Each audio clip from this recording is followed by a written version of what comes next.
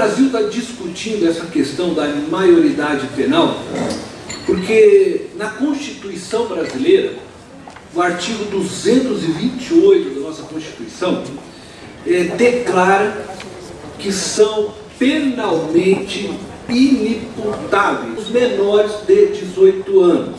E nós temos visto, você viu que tem uma pessoa que dá um testemunho, já foi 5 vezes, né, assaltados por menores de idade. Nós tivemos, algum tempo atrás, um caso de uma dentista que foi queimada lá no consultório dela por um menor de idade. E nós temos casos e mais casos. Por esta razão, a sociedade começou então a discutir esse artigo. E aí surgiu então, né, a PEC 171, em 1993, que é uma proposta de redução da maioridade penal de 18 para 16. Quando nós falamos então de imputabilidade penal, nós estamos dizendo que o indivíduo não pode ser julgado como adulto. Isto é, então um adolescente de 16 anos não pode ser julgado, não pode ser condenado, né, como adulto. E a idade da responsabilidade penal é diferente da questão da imputabilidade penal. Por quê? Porque você vai ver que mesmo adolescente com 16 anos, quando ele é pego por algum crime, alguma coisa, ele responde penalmente, ele é levado à Fundação Casa, que é uma forma dele responder por aquilo. Na nossa Constituição existe uma responsabilidade, o que ele não pode é ser julgado como adulto.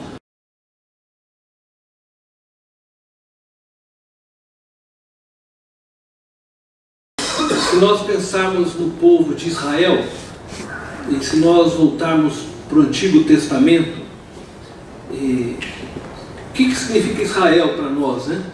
Deus levantou um povo e Deus disse assim, que ia fazer deste povo um reino de sacerdote. Vocês são meus escolhidos, minha propriedade, e através de vocês eu abençoarei todas as famílias, né?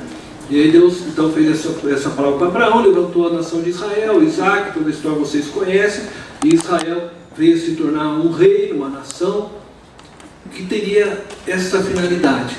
Bom, na construção de Israel, da qual Deus estava querendo mostrar para mim, para você, para todas as nações já daquela época e para nós ainda hoje, estava, vamos dizer assim, e eu não estou aqui, eu não quero afirmar, eu quero deixar para vocês pensarem. Deus estava levantando essa nação como uma nação modelo, onde nós íamos olhar e vemos ali a glória de Deus para construir essa nação, para fazer esse povo se tornar um povo coeso.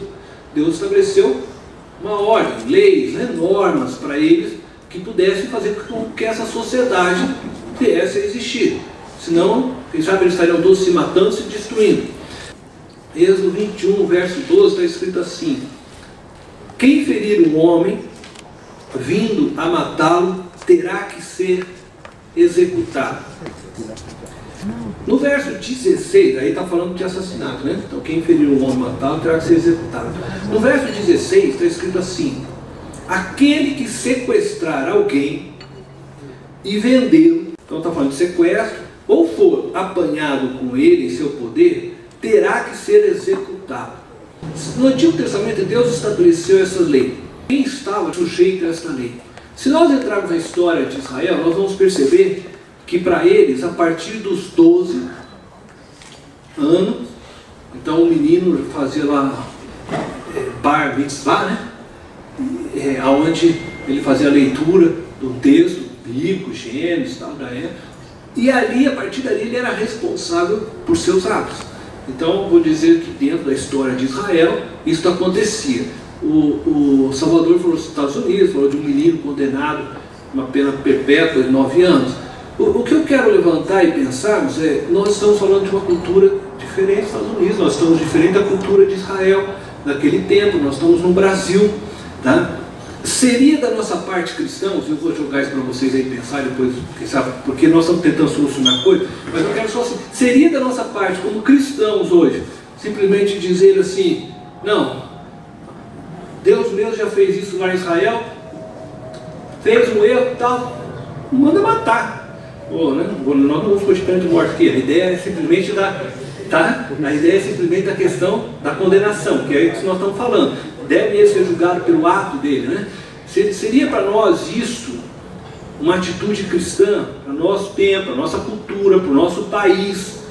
Seria realmente essa? Seria uma atitude para nós, por exemplo, pegarmos uma criança de 9 anos e responsabilizá-la para o resto da vida, você vai ficar encarcerada e aí acabou a tua chance, acabou. Para nós não ficamos livres de um problema, ele está lá trancado, acabou. Essa é a atitude, né? Foi o que o Elias também estava tentando colocar, e eu vejo, seria essa atitude melhor para nós hoje como cristãos?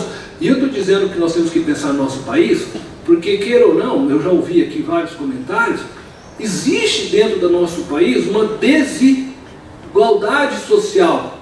Claro que a família é a primeira, né, responsável por educar, independente de tudo isso.